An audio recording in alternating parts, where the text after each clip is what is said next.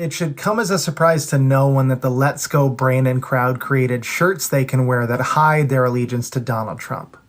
I love that she thinks she's hiding her support for Trump. Like, you look at this woman and say, what party do you support with your sequined, tacky-ass American flag shirt? Using context clues here, but I think I'm probably right. And of course you support Trump, you conservative Barbie. That's not an insult, that's literally her name. Why are you making videos? Aren't you supposed to be at some supermarket trying to get thrown out for not wearing a mask? And like, as they're carrying you outside, you like lick the produce. Isn't that where you should be right now? But this is hilarious. For all the trash right-wingers talk about cancel culture, now they've started canceling themselves. That's what she's doing.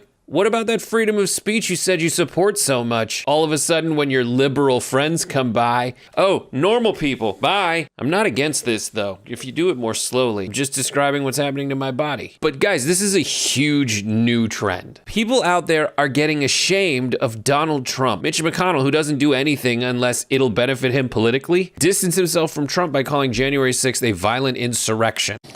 Well, let me give you my view of what happened January the 6th.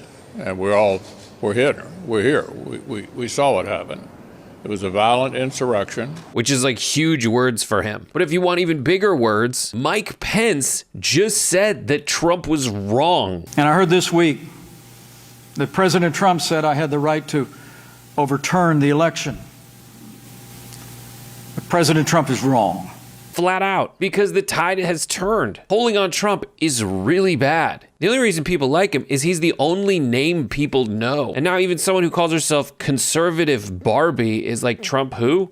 Oh, this? Never mind. This is not an ugly Trump shirt. This is just an ugly regular shirt. If they feel the need to hide their beliefs in certain situations, they need to look inward at what those beliefs are and why they're embarrassed of them. But there is a growing contingent, apparently, of people who are only wearing Trump shirts when other Trump fans are around because they're ashamed. There's no other reason. This is a huge transition from how they used to be, putting Trump flags out their frickin' truck nut trucks. A, you don't have liberal friends. And B, if you do, they know you're a Trump supporter. Like, we use context clues. I love the comments on this video. Another beta male soy boy. We're beta males? The point of this woman's video is that she's ashamed of having Trump on her shirt. And the point this quote soy boy is making, it's that people who are yelling let's go Brandon are yelling a code for fuck Joe Biden because they're too much of a soy boy to yell the word fuck. And I hate to break it to you right now, no one on the right is an alpha dog. Not even the ones who fly Trump flags out of their truck nut trucks. Because you're either a blind follower who wears stupid hats because your dear leader told you to, might as well have a propeller on top, or you're an opportunist swamp creature who's just following the crowd because it gives you a little bit of political clout, trying to suck up to these cultists. Now, I'm not a huge fan of Hakeem Jeffries, but he's right when he says that none of the right-wing politicians are the alpha dogs they say they are. The entire party of independent free thought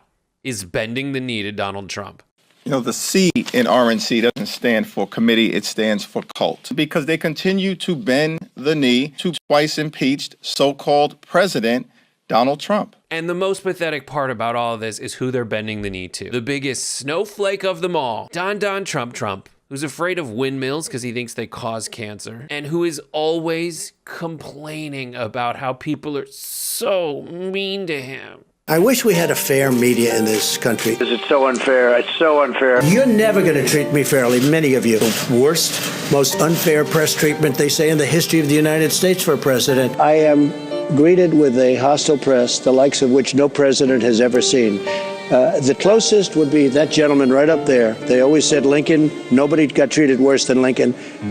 I believe I am treated worse. I mean, this woman's right. She should be ashamed of that. Cover it up, friendo. Cover it up.